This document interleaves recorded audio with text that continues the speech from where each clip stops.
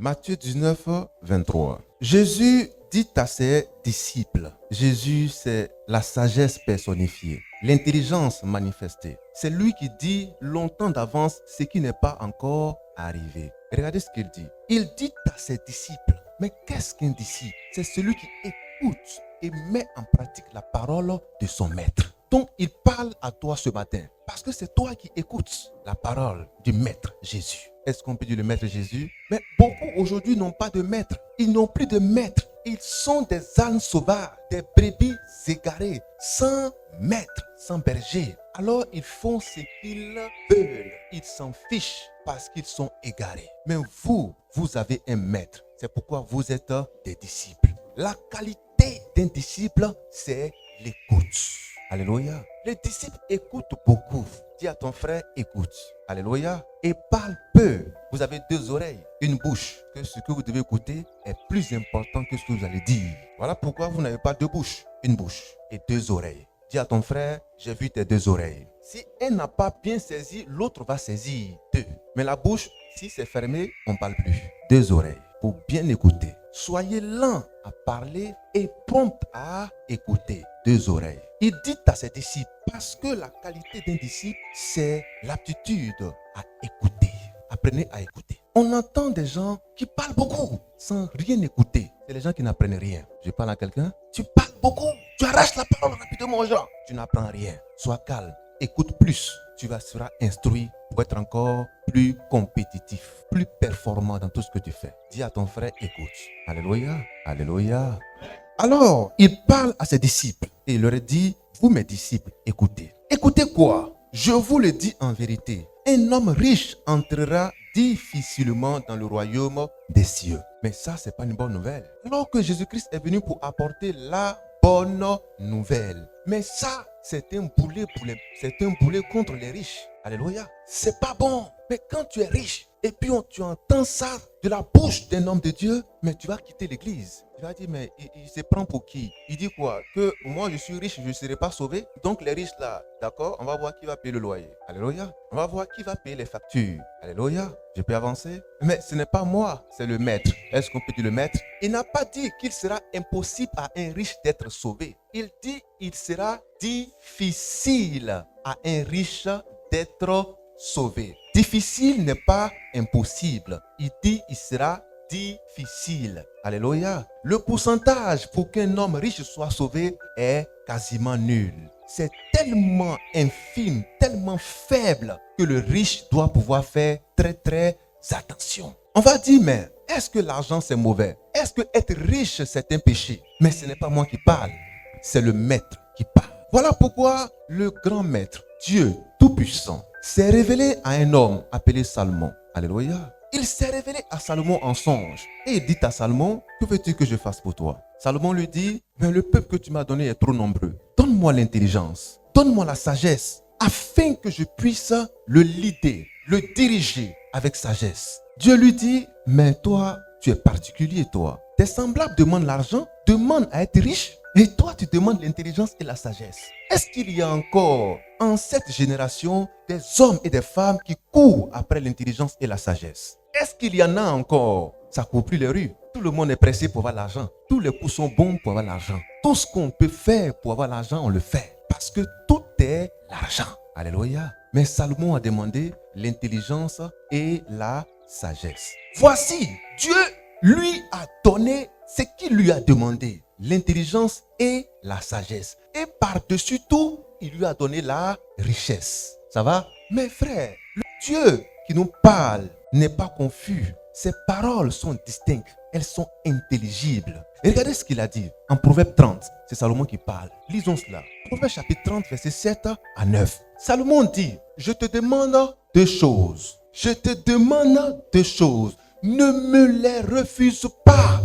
Pendant que je suis encore en vie, avant que je ne meure, ne me les refuse pas. Je ne te demande pas deux choses. Seigneur, je te demande deux choses. Éloigne de moi la fausseté et la parole mensongère. Éloigne de moi deux choses. La fausseté et la parole mensongère. Ne me rends ni riche ni pauvre. Ne me rends ni riche ni pauvre. Et pourtant, Dieu l'avait déjà rendu riche. Mais voilà ce qu'il dit. Il dit, Dieu, tu m'as rendu riche, mais moi, je ne veux pas que tu me rendes riche. Et je ne veux pas non plus que tu me rendes pauvre. Alléluia. Alléluia. Parce que si tu m'as rendu riche, dans l'abondance, je vais te régner. Dans l'abondance, je vais te régner. Et je vais dire, mais qui est l'Éternel? Dans la pauvreté, je serai un voleur. Je vais dérober. Alléluia, ça va? Je vais dérober. Si tu me rends pauvre, je serai un voleur. Regardez bien les voleurs. C'est à cause de la pauvreté ils volent. Alléluia. C'est parce que les gens sont pauvres qu'ils volent. Ça va? C'est pas ce qui est écrit? On peut lire cela? Proverbe 30, à partir du verset 7. Écoutez, frères et sœurs. Je te demande deux choses. Je te demande deux choses. Ne me les refuse pas. Ne me les refuse pas. Avant que je meure. Avant que je ne meure. Éloigne de moi. Il faut éloigner de moi la fausseté. Et la parole mensongère. Ne me donne ni pauvreté. Ni richesse. Accorde-moi le pain qui m'est nécessaire. Accorde-moi le pain qui m'est nécessaire. Oui. De peur que dans l'abondance, je ne te renie. Et ne dise, oui, qui est l'Éternel? Mais qui est l'Éternel? Ou que, oui, dans la pauvreté, je ne dérobe, je ne vole. Et je m'attaque au nom de mon Dieu. Je m'attaque au nom de mon Dieu. Oh, le nom de Dieu, Apocalypse 19, 13, c'est sa parole. Alléluia. Donc, quand un homme est pauvre, il s'attaque à la parole de Dieu. Quand un homme est riche, il renie Dieu. Renier Dieu, c'est être infidèle à Dieu. Alléluia. Renier Dieu, c'est blasphémer. Renier Dieu, c'est apostasier Dieu. Alléluia. Je peux avancer. C'est être infidèle à lui. Donc, un homme riche est facilement infidèle à Dieu. Ça va? Un homme pauvre, il est aussi infidèle à Dieu en sa manière. Parce qu'il sera un voleur. Et il s'attaquera à la parole de Dieu. Donc, il dit, les deux extrêmes là, je ne veux pas les connaître. Ni pauvreté, ni richesse. Je vais être au milieu. Avoir le pain qui m'est nécessaire. Je peux avancer? Alléluia. C'est pourquoi notre Dieu nous instruit en ce jour sur l'abondance ou la bénédiction n'est pas une finalité. La bénédiction n'est pas une finalité. Vous avez écrit cela? Alléluia. La bénédiction n'est pas une finalité. Tu viens à l'église, Seigneur bénis-moi. Seigneur bénis-moi. Il y a des gens qui vont à l'église juste pour la bénédiction. Quand on dit bénédiction, amen, amen, qui est fou. Tout le monde veut être béni. Tout le monde veut être béni. Bénédiction de travail, c'est moi, amen. Alléluia. Il y a onction de bénédiction, onction de mariage, onction de prospérité, onction de longévité, onction d'enfantement, onction de tout. Pour chaque chose, il y a une onction préfabriquée. Alléluia. Je peux avancer? Alléluia. Or, il dit, c'est la bénédiction de Dieu qui enrichit. Il te faut la bénédiction de Dieu. Mais il te dit, la bénédiction que tu as reçue là, ça t'a enrichi. Comme il a enrichi Salomon. Mais Salomon qui a été enrichi a dit, Seigneur, ce que tu m'as donné, je n'en veux pas. Je veux juste que tu me donnes ce qui m'est nécessaire pour mon pain de chaque jour. Alléluia. Qui me comprend? Je peux avancer? Alors, frères et sœurs, si ta prière, depuis toutes ces années que tu pries, depuis toutes ces années que tu es baptisé, depuis toutes ces années que tu fréquentes une église, si ta prière se résume à la bénédiction, si ta prière se résume à la bénédiction, si ton adoration se résume à la bénédiction, sache que tu es encore éloigné de Dieu. Alléluia. Parce que pour toi, c'est une finalité. Le but pour lequel tu viens à l'église, c'est pour être marié. Le but pour lequel tu viens à l'église, c'est pour avoir de l'argent. C'est pour être riche. Si c'est ton but, alors tu as choisi le mauvais endroit. Ce n'est pas l'église. Alléluia. Tu as choisi le mauvais endroit. Ce n'est pas l'église. L'église n'enrichit pas. L'église ne marie pas. L'église ne fait pas enfanter ou ne donne pas des enfants. Alléluia. Mais c'est la bénédiction de Dieu qui enrichit. Dis à ton frère, la bénédiction de Dieu. Mais ce n'est pas la finalité. Quand Dieu t'a béni pour que tu aies un enfant, pour que tu aies un mari, pour que tu aies une femme, pour que tu aies un job, pour que tu aies des moyens, ce n'est pas la finalité. Ça ne doit pas être la finalité. Cela ne doit pas concentrer l'effort dans tes prières. Non, c'est un acquis et c'est quelque chose qui est en toi et qui dort en toi. Alléluia. Je prends une graine. Dans la graine, il y a la vie. La graine a besoin de 3 choses. Un bon substrat, donc une bonne terre, de l'eau et de la lumière. Mais quand tu prends cette graine et que tu la mets en terre, qu'est-ce qui va se passer? Qu'est-ce qui va se passer? Je n'ai rien entendu. Soyez courageux, parlez fort. Alléluia. La graine va germer. La graine va germer. Mais attends, frère, écoutez-moi. Quelqu'un m'écoute? Je peux avancer? Est-ce qu'on est content d'être là? Vous prenez une graine, c'est une graine saine. Il y a de l'eau, il y a la lumière, ça va? Vous la mettez dans une bonne terre ou dans un substrat, ça va? Un substrat, ce n'est pas forcément la terre. C'est pourquoi vous voyez qu'il y a des graines qui poussent dans les noix de coco, sur des arbres, c'est le substrat, ça va? Je peux avancer? Mais quand vous avez mis la graine dans le substrat, il y a l'eau, il y a le soleil, ou il y a la lumière. Qu'est-ce que vous faites? Vous venez prier? Non, vous priez pour qu'elle pousse. Non, vous jeûnez pour qu'elle pousse. Soyons sérieux. Vous jeûnez pour qu'elle pousse. Est-ce que vous priez pour que la graine puisse pousser? Pour qu'elle puisse germer? Vous ne priez plus parce que les 3 éléments sont réunis. Pourquoi? Parce que dans la graine, il y a une vie dormante. Il y a une puissance. Il y a un avenir. Dans la graine, il y a un arbre. Dans la graine, il y a un tronc. Dans la graine, il y a des branches. Dans la graine, il y a des fleurs. Dans la graine, il y a des fruits. Tout ceci se trouve dans la graine. Mais cela est dormant. Une fois que les 3 éléments sont réunis, vous allez voir le miracle de Dieu se produire. Tout est à l'intérieur. C'est pourquoi toi qui as l'image de Dieu, tout est à l'intérieur de toi. Il y a la vie à l'intérieur de toi. Dieu veut que tu rassembles 3 choses. La parole, la prière et le jeûne. Tu vas croître. Alléluia. Dieu veut que tu rassembles 3 choses. La parole, la prière, le jeûne. Tu vas croître. Ça va? Je peux avancer? Parce que tous ces éléments constituent pour toi les éléments fondamentaux pour que tu puisses germer. Alléluia. Alléluia. Regardez ce qu'il a dit. Jérémie chapitre 1, verset 5. Il dit Jérémie, avant que je t'eusse formé dans le ventre de ta mère, je te connaissais. Donc, ça veut dire quoi? Avant que la mère de Jérémie fût enceinte ou soit enceinte, lui, Dieu, il connaissait déjà Jérémie. Avant que le père de Jérémie aille vers la mère de Jérémie, l'Éternel connaissait déjà Jérémie. Qui me comprend? Alléluia. L'Éternel connaissait déjà Jérémie. Donc, l'Éternel connaissait Jérémie avant le père de Jérémie et la mère de Jérémie. Ça veut dire quoi? Que Jérémie existait déjà avant que ses parents même existaient. Alléluia. Alléluia. Qui me comprend? Ce n'est pas sur la terre. Ce n'est pas sur la terre que les choses commencent. Les choses commencent déjà en Dieu et elles viennent sur la terre. Donc, quand elles sont sur la terre, elles viennent avec une puissance pour se manifester telle que Dieu l'a faite. Ça va? Je peux avancer? J'attends pas ton amen. Ce qui fait que nous souffrons, c'est parce que nous pensons que nous sommes une graine pourrie et qu'il faut un miracle pour que nous puissions germer. Mais non, nous sommes une graine saine. Une graine saine. Il nous faut la bonne parole. Ça va? Il nous faut la bonne prière. Seigneur, apprends-nous à prier. Donc, il nous faut la bonne prière. Il dit, voici le jeûne que Dieu a créé. Donc, il nous faut le bon jeûne. Quand ces 3 éléments sont réunis, ce que tu es va se manifester. Je dis ce que tu es va se manifester. Lisons Jérémie 29, 11. Voilà ce qu'il dit. Il dit, par la bouche de Jérémie, celui-là qu'il avait prédestiné à être un prophète, avant même que sa mère ne l'enfantât. Alléluia. Regardez ce qu'il dit à Jérémie. Il dit, car lui, Dieu, il connaît les projets qu'il a formulés sur nous. Alléluia. Mais quels sont ces projets? Quelle est la nature de ces projets? Il dit quoi? Ce ne sont pas des projets de malheur, mais des projets de bonheur. Est-ce qu'on peut dire j'ai des projets de bonheur sur ma vie? Est-ce qu'on peut dire fortement j'ai le bonheur sur ma vie? Est-ce qu'on peut dire j'ai une prophétie de bonheur sur ma vie? Est-ce qu'on peut dire j'ai une grâce de bonheur sur ma vie?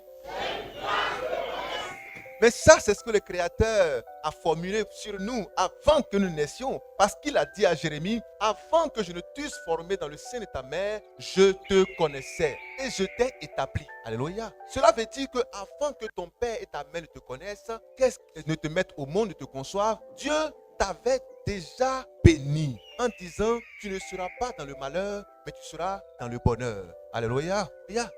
Il va plus loin pour dire, c'est un projet de paix afin que tu aies un avenir. Quand on dit tu as un avenir, ça veut dire que c'est prometteur. On dit tu as un avenir. Qui est le on? c'est le Créateur, celui qui t'a créé. Il a mis dans ta constitution, il a mis dans ton organisme, dans ton fonctionnement, la puissance de la réussite, la puissance de la paix, la puissance du bonheur. Cela réside en toi. C'est une onction. Alléluia. Mais quand ton Père t'a béni, qui peut te maudire? Dis à ton frère, j'ai la bénédiction. Je porte la bénédiction. Je porte le bonheur. Je porte la joie. J'ai un avenir. Mais c'est vrai, tu as un avenir. Donc quand tu dois prier, tu dis à ton Père, Père, mon avenir là, c'est comment? Parce que tu as fait mon avenir. Tu as formulé mon avenir. Et mon avenir là, c'est un avenir heureux. C'est un avenir de bonheur et non de malheur. Ce que je suis en train de voir là, c'est pas ça, je veux pas ça. Alléluia, ça peut aller? Je peux avancer? Mes frères, ça c'est rien. C'est ce qui est dormant en toi. C'est ce qui réside en toi. Ça là, ça est en toi. Parce que Dieu t'a envoyé sur la terre avec ça enfoui en toi. Mais ça va éclore au moment venu. Car chaque chose en son temps. La graine qu'on a mise en terre, il y a tout dedans. Il y a le tronc dedans, il y a les branches dedans, il y a le feuillage, il y a les fleurs, il y a les fruits. Tout ça, ça se trouve dans la graine. Mais quand tu la vois, tu vois rien. Mais tu ne peux pas voir parce que tu marches non pas par la vue, mais par la foi. J'avance. Je peux avancer? Alléluia. Est-ce qu'on est toujours ensemble? Mais on va dire que la graine a la foi parce qu'elle ne voit pas tout ça, mais elle croit qu'elle sera demain un arbre fruitier. Alors le Père nous identifie à cette graine. Il faut que tu prennes conscience de cela. Alléluia. Mais cela ne doit pas être pour toi une finalité parce qu'il a dit que tu seras béni. Il a dit qu'en réalité, tu es déjà béni. Pas tu seras. Tu es déjà béni avant ta naissance. Pour être productif, pour être heureux, pour être en paix, pour réussir. Parce que tu as un avenir. Il a dit clairement que tu as un avenir. Il va plus loin pour dire que tout va concourir à ton bien. Alléluia. Il dit tout va concourir à ton bien. Quand Paul l'a reçu, Paul a dit à Gaius l'ancien. Mais Gaius, à toi l'ancien et à tous les autres, je souhaite que tu prospères à tous égards. Que tu sois en excellente santé, en bonne santé, comme prospère l'état de ton âme. Alléluia. Nous sommes destinés à la prospérité. Alléluia. Destiné veut dire préparer d'avance. Je peux avancer. Mais cela ne doit pas être une finalité pour toi. Comme Dieu t'a dit que tu es béni, alors pour toi c'est la finalité. Mais ce n'est pas la finalité. C'est ton être. Tu es un être béni. C'est ton être. C'est ton identité. C'est ton identité. Il dit Jérémie, je t'ai établi avant que tu ne naisses pour que tu sois prophète. Mais quand le Père nous dit avant que tu ne naisses, alléluia, voici les projets que j'ai formulés sur toi. Des projets de bonheur, de paix, alléluia, pour que tu aies un avenir. C'est ton identité. Je parle à quelqu'un. C'est ce qui doit te distinguer sur la terre. C'est ce qui doit te caractériser sur la terre. C'est par cela qu'on reconnaît les grâces de Dieu sur ta vie. Mais ce n'est pas la finalité. Dis à ton frère, ce n'est pas la finalité. C'est ton être, c'est ton bonjour, c'est ton bonsoir, c'est ton habillement, c'est comme ça tu es. Mais est-ce que l'habit que tu portes là, c'est la finalité? Non. Est-ce que ta coiffure, c'est la finalité? Non. Est-ce que ton bras, c'est la finalité? Est-ce que ton teint là, c'est la finalité? Demain, tu peux être clair parce que tu es noir aujourd'hui. Dis à ton frère, ce n'est pas la finalité. Est-ce qu'on peut acclamer notre Seigneur? Alléluia, alléluia. Alors frère, ce n'est pas la finalité. Tu vois quelqu'un aujourd'hui, il n'est pas bien habillé. Tu dis, ouh, il est fini. Ce n'est pas la finalité. Alléluia. Sa tête là, c'est chauve. Tu dis, ouh, c'est fini. Ce n'est pas la finalité. Dis à ton frère, il y a une continuité. Il y a une continuité. Mais et après, qu'est-ce qui vient? Il y a quelque chose de plus précieux qui vient derrière. Donc, ne focalisez pas à votre prière. Vos jeunes, si, habillement, nourriture, enfants, voyager, mari, femme, travail, l'argent, richesse. Non, c'est ton identité. Alléluia. Ça t'accompagne naturellement. Il dit plutôt, cherchez le royaume et la justice de Dieu. Et toutes les choses vous seront données par-dessus. Alléluia. Vous seront données par-dessus. Mais en fait, cela t'a été déjà donné avant que tu ne naisses. Mais toi, recherche le royaume et la justice de Dieu. C'est quoi alors le royaume et la justice de Dieu? Je peux avancer? Je peux avancer? Est-ce qu'on aime la parole? En Marc chapitre 10, verset 21, pour remonter un peu plus haut, il y a un jeune homme que le Seigneur a croisé. Et quand il est venu au Seigneur, on lui a donné un nom, le jeune homme riche. Ça sonne bien, n'est-ce pas? Alléluia. Quand une fille vient dire à ses parents, j'ai rencontré un jeune homme riche, les parents rient déjà. Alléluia. Mais quand elle vient dire, papa, j'ai rencontré un jeune homme pauvre, je dis, ça c'est quoi ça? Ça va? Alléluia. Est-ce qu'on est ensemble? Parce que ça déjà, ça fait sourire et ça apporte la bonne humeur. Je peux avancer? Est-ce qu'on peut avancer? Mais il te dit ce matin que cela ne doit pas être la finalité. C'est un habillage. Ça veut dire qu'on peut enlever. Aujourd'hui, quand on voit, excusez-moi, nos soeurs, quand tu la vois dehors, tout est là, mais après, c'est même pas cheveux. Surtout quand il commence à faire chaud, c'est là que tu vas voir que c'est pas cheveux. Ah, c'est quelle chaleur ça? Attends, je vais enlever un coup. Alléluia. Est-ce qu'on est ensemble? Des fois, attends. Ma peau est en train de quitter. Attends, mettre ma peau. Alléluia. On est découragé? Dis à ton frère, dis à ta soeur, sois naturel. Le soleil ne va pas t'inquiéter. Alléluia. Le Seigneur rencontre un jeune homme riche. Un jeune homme riche. Il est jeune et il est riche. C'est un debout frais. Alléluia. C'est ça, non? C'est un frais debout. C'est que si l'un dans l'autre, c'est un mogor.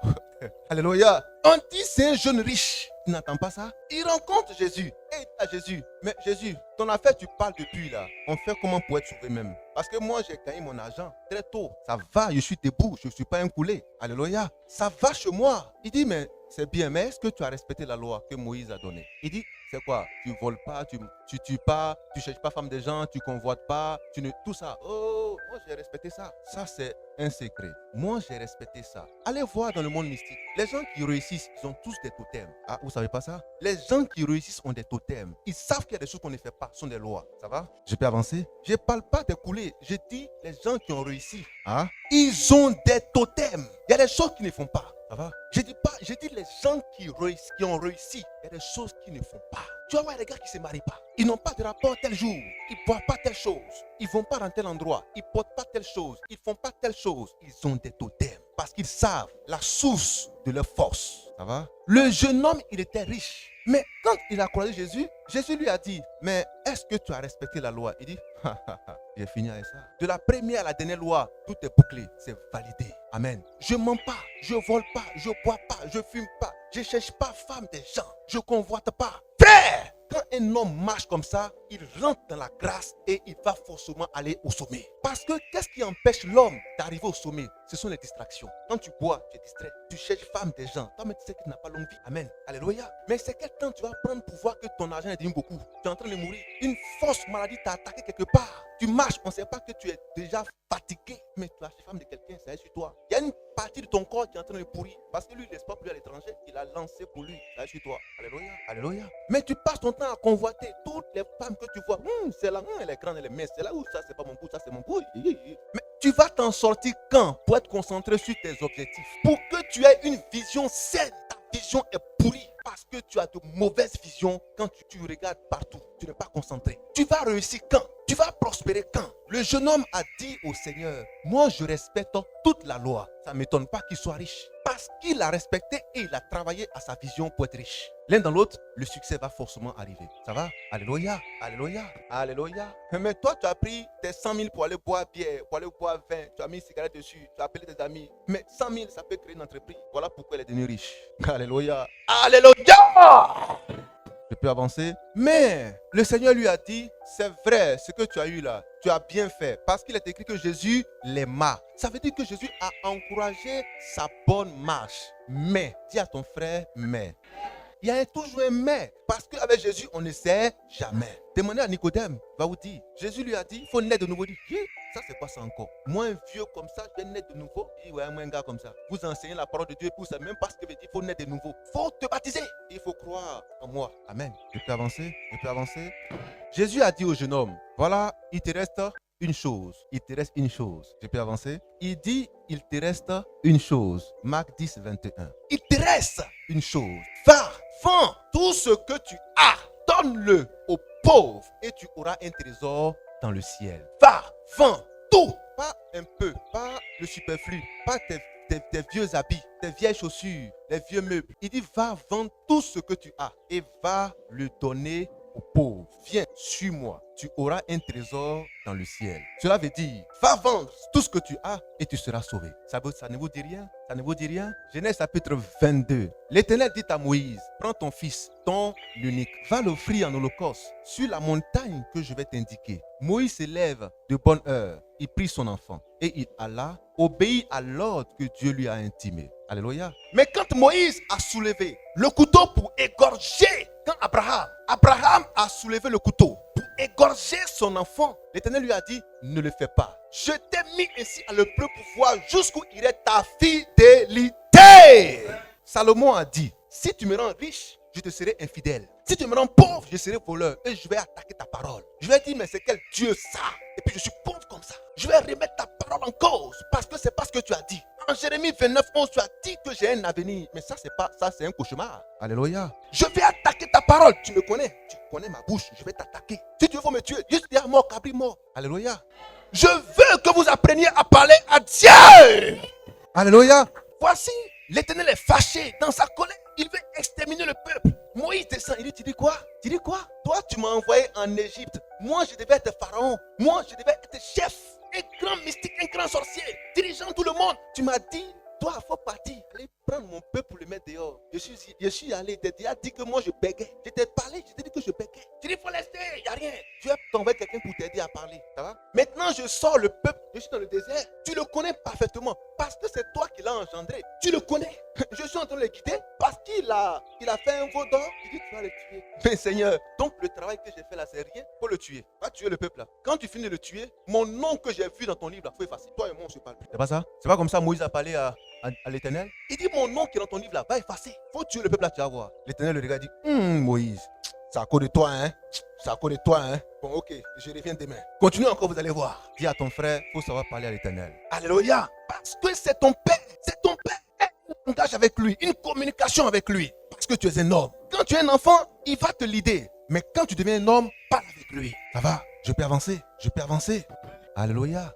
Frères et sœurs, le jeune homme riche, au lieu de prendre la parole de Jésus-Christ pour l'exécuter, pour la mettre en pratique, qu'est-ce qu'il a fait? Il s'est détourné de la parole. Il s'est rébellé. Il a été infidèle. Il a blasphémé en disant ça jamais. Alléluia. Alléluia. Mais qu'est-ce que Moïse a fait? Et qu'est-ce que Abraham a fait? Abraham a pris l'enfant et Abraham est allé le tuer. C'est quand l'Éternel a vu l'intention d'Abraham. Pas parce que c'était dans son cœur, mais c'était factuel. Alors l'Éternel a dit, ne le fais pas parce que j'ai vu ta sincérité. Tu es un homme fidèle et obéissant. Alléluia. Mais certainement, c'est ce que le Seigneur voulait faire avec le jeune homme riche. Pour voir s'il allait obéir.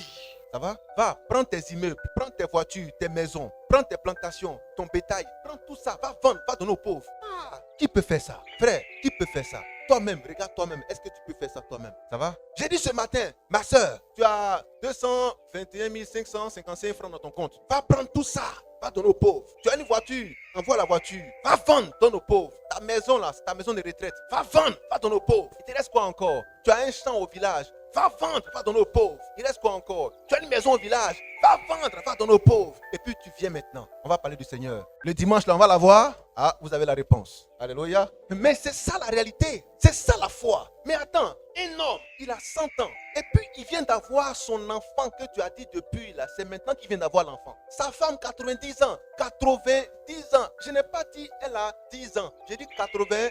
Ça dit que 80 là. On met encore 10 dessus. Ça va? Or, pour atteindre 80, il y a 70, 60, 50. Déjà à 40 ans, on te dit il y a ménopause qui est là. Ah, a fortiori, sont 90 ans. Et puis l'enfant naît. Dieu dit, Abraham, merci, félicitations. L'enfant a grandi, hein? 12 ans. Et puis il est fort. Va le tuer. Prends ton enfant, va le tuer. Tu vas faire ça? C'est ton seul enfant. Tu as 12 ans. Tu vas le tuer. Est-ce que tu vas le tuer? Est-ce que tu vas obéir à ça? Tu vas obéir à ça? Est-ce que tu vas obéir à ça? C'est ça. Voilà la fin du mois qui est en train d'arriver. Tout ce qui te reste, c'est ton loyer. Viens faire offrande de ça. Mais tu ne vas plus revenir ici. Parce que tu connais bien ton propriétaire. Tu le connais. C'est que lui, il ne blague pas. Frère, est-ce qu'on parle de la foi? Est-ce qu'on parle de la foi?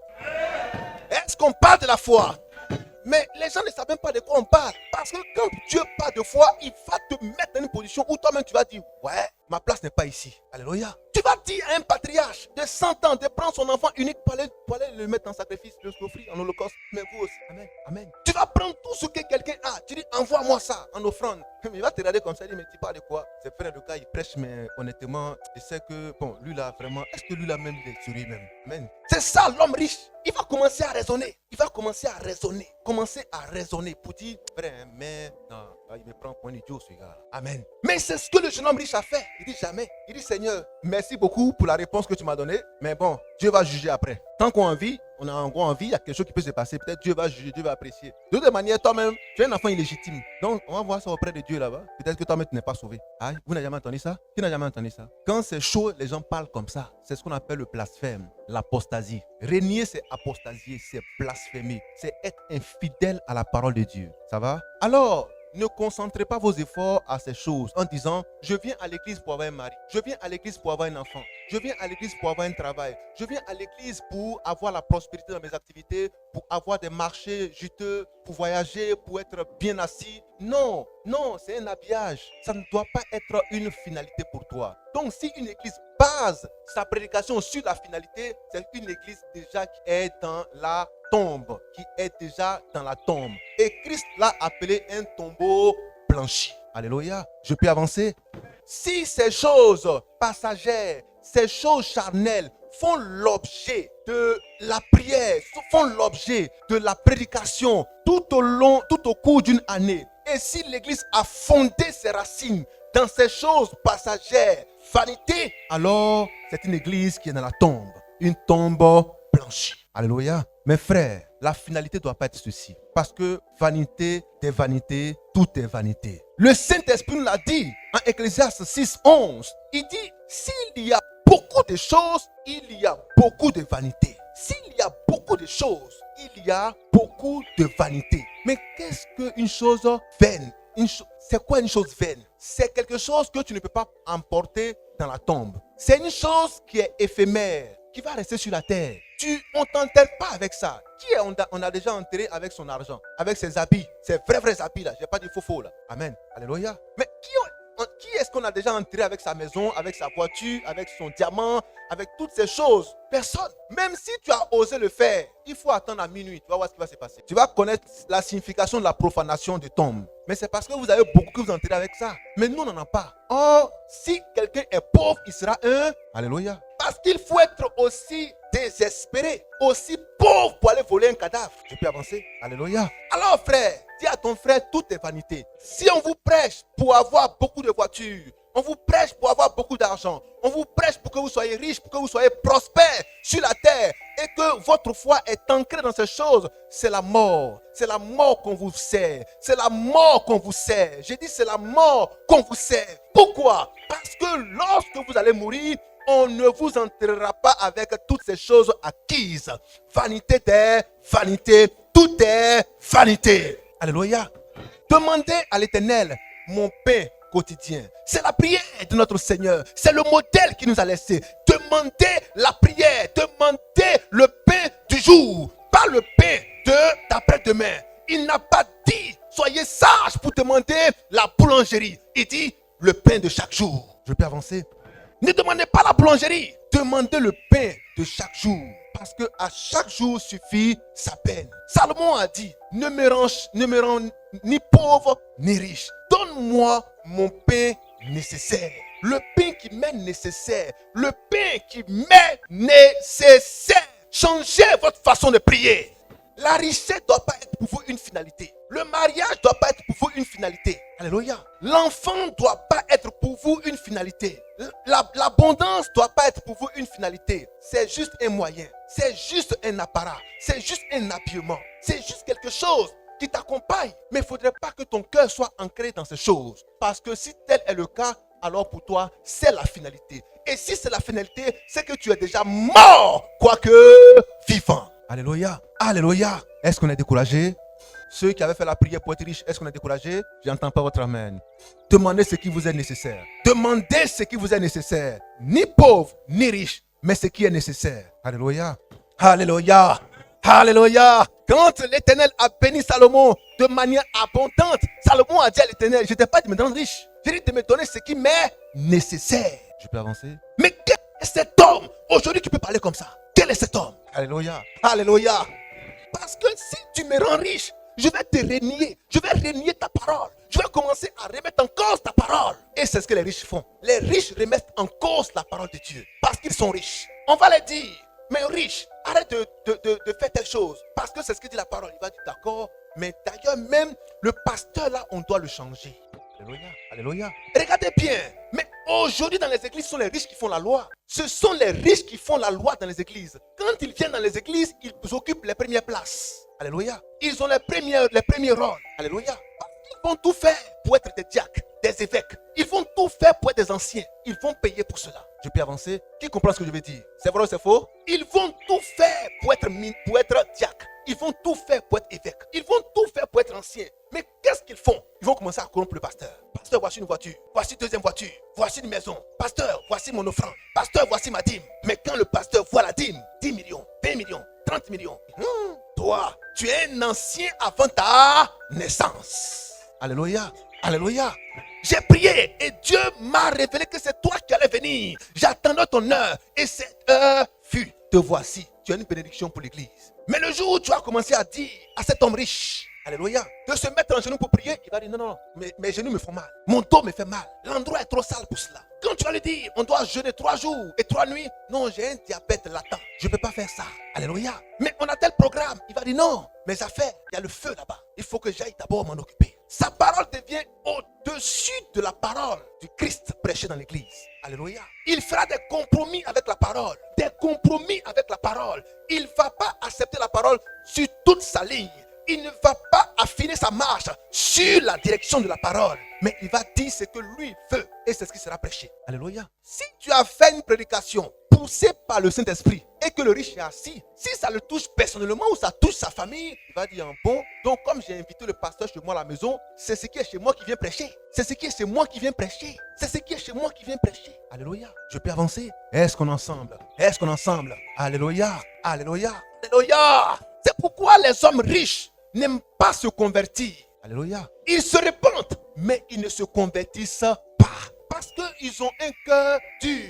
Pour eux, l'argent est leur Dieu. Mais parce qu'il a le pouvoir d'achat, ils pensent qu'il a le pouvoir sur la vie éternelle. Le Seigneur, quand il était devant le jeune homme riche, il a dit au jeune homme riche la vérité. Il a dit, va vendre tout ce que tu as. Donne-le aux pauvres et suis-moi. Si tu n'es pas capable d'obéir à cette simple instruction, mais tu vas obéir à quoi quand je vais te dire, va enlever cette truite sur ta tête.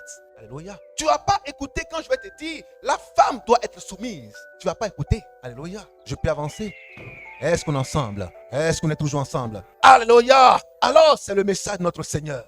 Il veut que nous comprenions ces choses. Tout ce que nous avons, vanité des vanités. Que sert-il à un homme de gagner ce monde? Mais s'il perdait son âme, il ira où? C'est ça la finalité. Je dis c'est ça la finalité. Galates chapitre 6 verset 7. Galates chapitre 6 verset 7. Il dit ce qu'un homme aura sémé, mais c'est ce qu'il va récolter. Si un homme a sémé pour sa chair, il va récolter de la corruption de la chair.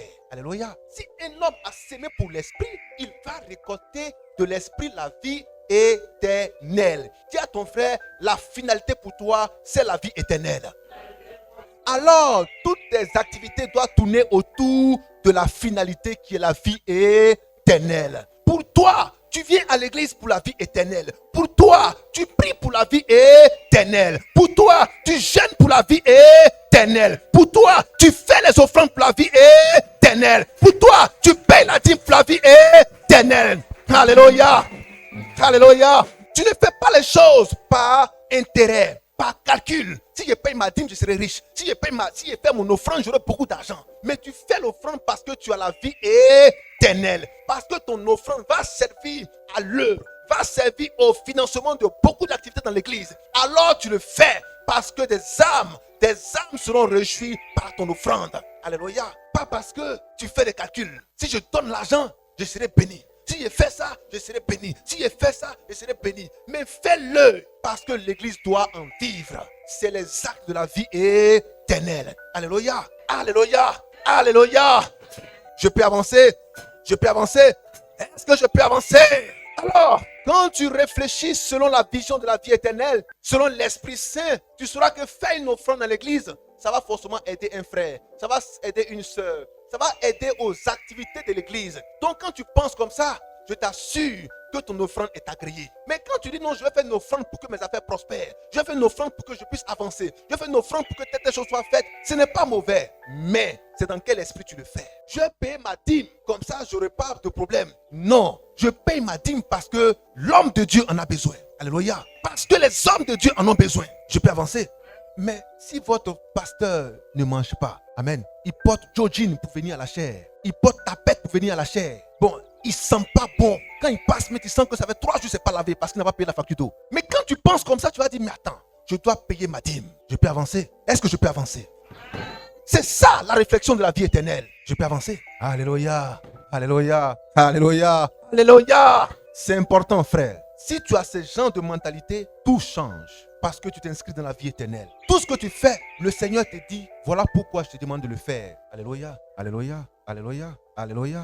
Parce que si votre pasteur va travailler dans un bureau, il va travailler dans une entreprise où il est salarié, où il dépend de, oui monsieur, non monsieur, bonjour monsieur, il est mage, mais il n'aura pas le temps pour vous paître, pour vous suivre, pour garder le troupeau, pour s'occuper de l'expansion de l'église, parce qu'il est appelé à faire autre chose. Mais quand ses besoins élémentaires sont satisfaits, mais est-ce qu'il a besoin d'aller courir ailleurs? Mais parce qu'il a besoin d'argent. C'est vrai ou c'est faux? Il ne mange pas, il ne s'habille pas, répondez fortement. Ou bien vous voulez qu'il vienne vous braquer. Ma soeur, Dieu m'a dit que tu seras en bonne santé. Fais-moi une offrande brutale. Mais c'est ça le brigandage.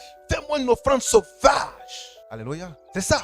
Mais c'est ce que les gens font parce que vous ne donnez pas. Mais ils sont obligés de brigander une offrande sauvage. On peut avancer. Galates chapitre 6, verset 7. Galates 6, verset 7. Oui. Ne vous y trompez pas. Ne vous y trompez pas. On ne se moque pas de Dieu. Mais on ne se moque pas de Dieu. Ce qu'un homme aura semé, mais ce qu'un homme aura semé, il le moissonnera aussi. Mais ce qu'un homme aura semé, mais il va le moissonner aussi. Amen. Continue, frère. Au verset 8.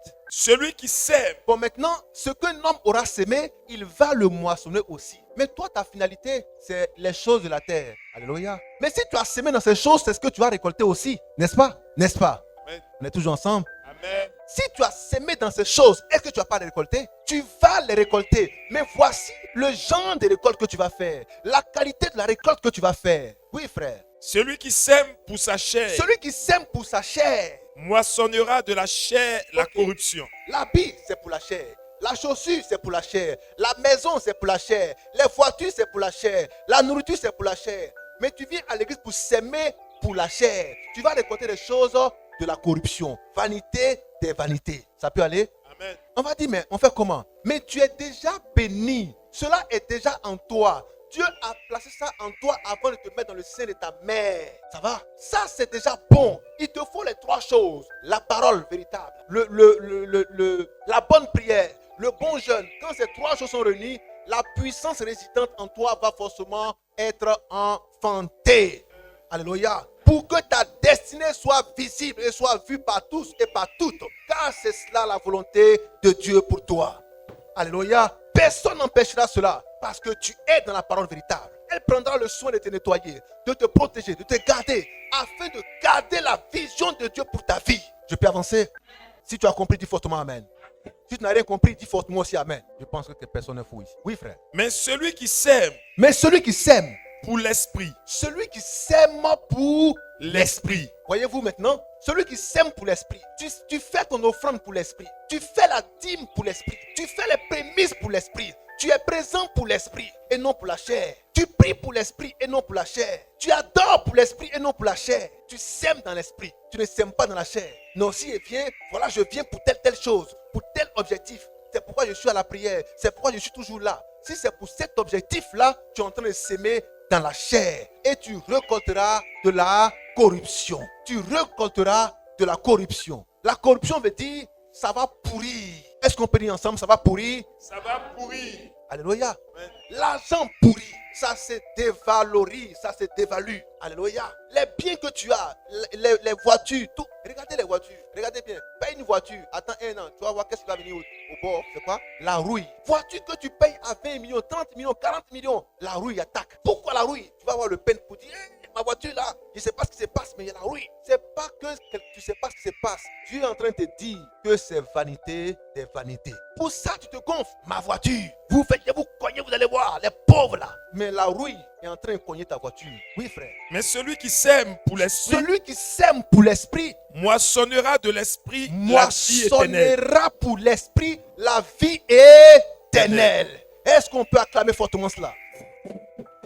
Celui qui sème pour l'esprit, est-ce que les gens sèment pour l'esprit dans les églises? Est-ce que dans ta prière, tu sèmes pour l'esprit? Est-ce que tu es là ce matin? C'est pour l'esprit que tu es là. Ce n'est pas pour la chair. Ce n'est pas pour faire plaisir à quelqu'un. Ce n'est pas pour faire plaisir à un besoin. Ce n'est pas pour obtenir quelque chose de manière charnelle. Si tel est le cas, alors il faut savoir que cela est voué à la corruption, à la mort. Mais il faut s'aimer pour l'esprit. Quand tu sèmes pour l'esprit, ce qui accompagne l'esprit va t'accompagner. Ce qui accompagne l'esprit va t'accompagner. Je reprends. Ce qui accompagne l'esprit va t'accompagner. Si l'esprit sait que tu n'as pas encore d'enfant, l'esprit pourvoira.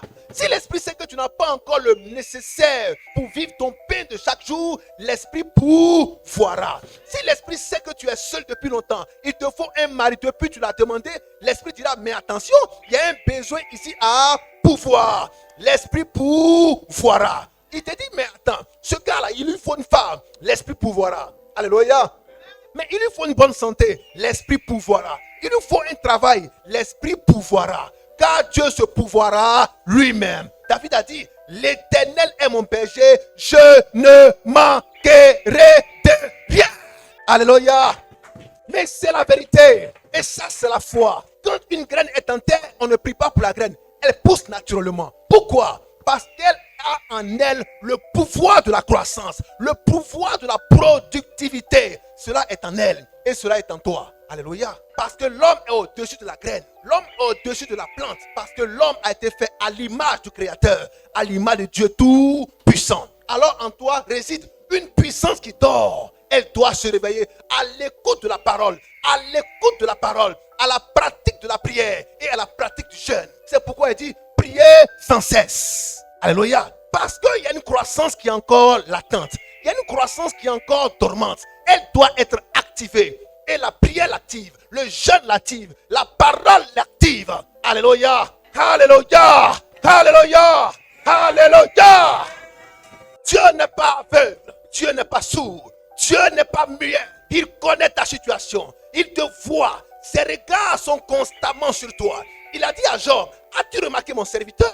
As-tu remarqué mon serviteur? Il a dit à Satan, as-tu remarqué mon serviteur Job? As-tu remarqué mon serviteur Job? Il n'a pas dit mon serviteur XY. Il n'a pas dit mon serviteur lambda. Il dit mon serviteur Job. Il connaît ton nom. Ton père connaît ton nom. Ton père sait où tu habites. Ton père connaît tes factures. Ton père connaît tes besoins. Il sait qui tu es. Alléluia. Ton père sait qui tu es. Il connaît tes factures. Il connaît tes besoins. Il sait où tu habites. Il connaît ton numéro de téléphone. Il te connaît en détail. Car il t'a créé et il sait toutes choses. Rien ne peut le surprendre. Alléluia. Il sait de quoi tu as besoin. Il sait de quoi tu as besoin. Il dit, tu ne manqueras de rien parce que tu as un berger. Alléluia. Alléluia. Alléluia. Mais ta finalité dans ton adoration, c'est la vie éternelle. La finalité dans ton adoration, c'est la vie éternelle. Quand tu pries, pose-toi la question, est-ce que j'ai la vie éternelle? Quand tu médites, pose-toi la question, est-ce que j'ai la vie éternelle? Quand tu fais ton offrande, pose-toi la question, est-ce que j'ai la vie éternelle? Quand tu viens à la prière, pose-toi la question, est-ce que j'ai la vie éternelle? Quand tu marches, pose-toi la question, est-ce que j'ai la vie éternelle? Alléluia. Alléluia. Parce que celui qui sème pour l'esprit moissonnera la vie éternelle. La finalité doit être la vie éternelle. Nous allons terminer sur ce verset. Jean chapitre 3, 34 à 35. En Jean 3, 16, il a dit, Dieu a tant aimé le monde. Il nous a tous aimés. Il a fait certains riches, mais ils n'ont pas compris pourquoi il les a rendus riches. Viens à la sagesse. Comme Salomon, viens à la sagesse pour dire, Seigneur, la richesse que tu m'as donnée là, il ne faudrait pas que cela soit un piège pour mon âme. Alléluia. ne faudrait pas que cela soit un piège pour mon âme. Dans la vie sociale, quand un homme a le pouvoir, le premier réflexe qu'il a en tant qu'être humain, c'est de le manifester sur les autres. Alléluia. C'est de mépriser à la rigueur ou à la limite certaines personnes et de piétiner certaines lois de Dieu. Pourquoi? Parce qu'il pense avoir un pouvoir. Regardez un citoyen lambda, c'est un simple citoyen. Mais dès que le peuple fait de lui président de la République, ou dès que les circonstances font de lui président de la République, vous voyez, il se fait l'égal de Dieu. Il fait les lois, il les défait. Il donne la vie aux hommes, la mort aux hommes. Il dit, toi, je te gracie. Toi, tu es condamné à mort. Toi, voici telle chose, cassez ici, arrangez ici, bâtissez ici, faites ici. Il devient comme Dieu. Quand on nomme quelqu'un chef ou directeur, voyez ses décisions. Il vient pour apporter quelque chose selon sa vision. Et ça va écraser certaines personnes. Ça va faire du bien à d'autres, ça va faire du tort à d'autres. Il vient avec une politique, comme Dieu. Alléluia. Je peux avancer. Est-ce qu'on peut avancer? Quand ton patron t'appelle, il dit, bon, tu es licencié. Tu as l'impression que tu vas mourir. Tout ton monde commence à s'effondrer. Tu es licencié. C'est un homme qui te met en vacances pour toujours. Il dit, va-t'en, tu es chassé. Regardez comment tu deviens. Alléluia. Regardez comment tu deviens. Un homme te dit, va-t'en, tu n'es plus dans mon effectif. Ta vie est brisée. Regardez le pouvoir d'un homme sur la vie des autres. Mais quand quelqu'un t'appelle, il dit, ben bien, je te prends aujourd'hui dans mon effectif. Tu es payé à temps. Tout à l'heure, tu deviens rayonnant. Tes rêves commencent à fleurir. Tu deviens quelqu'un d'important dans ta famille, autour de toi. Pourquoi? Parce que quelqu'un t'a donné un pouvoir. Quelqu'un me comprend? Je peux avancer. Je peux avancer. Oui, frère. Jean 3, 33, 34. Oui. Celui qui a reçu son témoignage Celui qui a reçu son témoignage a certifié que Dieu est vrai. a certifié que Dieu est vrai. Car Non, Jean chapitre 3, 34 à 35. Le Père a aimé le Fils si bien qu'il lui a tout donné. Oui. Jean chapitre 3, 34 à 35. Oui. Car celui que Dieu a envoyé Car celui que Dieu a envoyé, dit les paroles de Dieu. Jean chapitre 3, c'est ça? Oui. Parce que Parce que Dieu ne lui a pas donné l'esprit avec mesure. Le Père aime le Fils le Père, le Fils, et a remis toutes choses entre ses mains. le Père, le Fils et a remis toutes choses entre ses mains. Celui qui croit au Fils Attendez, qu'est-ce que l'Écriture nous dit? Le Père a aimé le Fils et a remis toutes choses entre ses mains. Mais ça ne vous dit rien. L'histoire du Père aimant et du Fils prodigue. Alléluia. Qu'est-ce que le Père aimant a dit au Fils prodigue? Il lui a dit, Fils, tu étais mort. Mais non, plutôt au Fils qui était resté fidèle, resté à la maison. Il a dit à la maison, il lui a dit, tout ce qui est à moi est à toi. Je reprends. Tout ce qui est à moi est à toi. Alléluia. Tout ce qui est à moi est à toi. Luc chapitre 15. Tout ce qui est à moi est à toi. Donc tout ce qui est au Père est à toi. À Dieu est à toi. Père a remis toutes choses entre les mains du Fils. Mais de quoi auras-tu peur si tout est à toi? De quoi auras-tu peur si les choses du Père sont à toi? Parce que tu as un Père qui est riche. L'or et l'argent lui appartiennent. Tu vas te battre pour que ce soit une finalité pour toi. C'est que tu es un fils illégitime. Je répète, c'est que tu es un fils illégitime. Un païen dans la maison. Alléluia. Je parle à quelqu'un. Si tu cours pour les choses matérielles, c'est que tu es un fils illégitime. Un étranger dans la maison. Un païen dans le troupeau. Alléluia. Parce que tout ce qui est au Père est à toi. Je reprends. Tout ce qui est au Père est à toi. Tout ce qui est au Père est à toi. Tout ce qui est au Père est à toi. Dis à ton frère, tout ce qui est au Père est à moi. Faut pas être jaloux. Tout ce qui est au Père est à toi. Répète-le. Regarde ton frère, il faut lui dire ça. Alléluia. Mais quand vous priez, c'est comme ça, il faut prier. Père, tout ce qui est à toi est à moi. L'or et l'argent appartiennent à Dieu. Donc, qu'est-ce qui t'appartient? Est-ce qu'on peut acclamer cela? Alléluia. Alléluia. Ta mentalité doit changer. Ta manière de prier doit changer. Alléluia. Parce que ton Père existe. Et c'est par la foi qu'il faut le saisir. Pour que les choses qui sont invisibles deviennent visibles. Alléluia. Mais tu dois courir après une chose. La vie éternelle. C'est ça qui doit être ta finalité. Parce que Christ est venu pour nous donner cela sur la terre. Alléluia. Donc nous devons courir après cela. Quand nous l'avons obtenu, nous disons, Père, j'ai couru le bon combat. J'ai remporté la course. J'ai remporté la victoire. La couronne de la vie éternelle m'est destinée. Oui, frère. Celui qui croit au Fils Celui qui croit au Fils a la vie éternelle. à quoi? La vie éternelle. Non, à les richesses, La vie éternelle. à les bénédictions, La vie éternelle. à la prospérité. La vie éternelle. Qu'est-ce qu'il a? Alors ta finalité doit être quoi? La vie éternelle. Ta finalité doit être quoi? Ta finalité doit être quoi? Acclamons fortement notre Dieu pour la vie éternelle, pour laquelle nous prions, pour laquelle nous prêchons, pour laquelle nous vivons. La vie éternelle. Alléluia. Alléluia. Car Dieu a tant aimé le monde qu'il a donné son Fils unique, afin que quiconque croit ne périsse pas, mais ait la vie éternelle. Notre finalité, c'est la vie éternelle. Alléluia. Alléluia.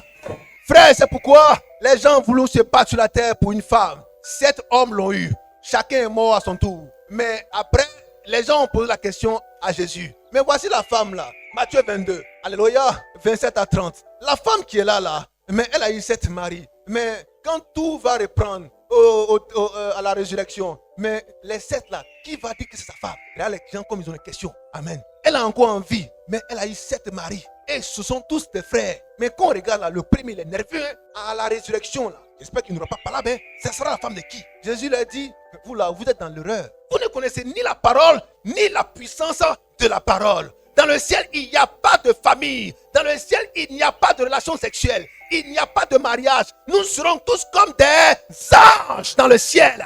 Alléluia. Alléluia. Alléluia. Alors frère, ces choses qui sont sur la terre restent sur la terre. Dans le ciel, nous retenons à notre état angélique. Soyez bénis.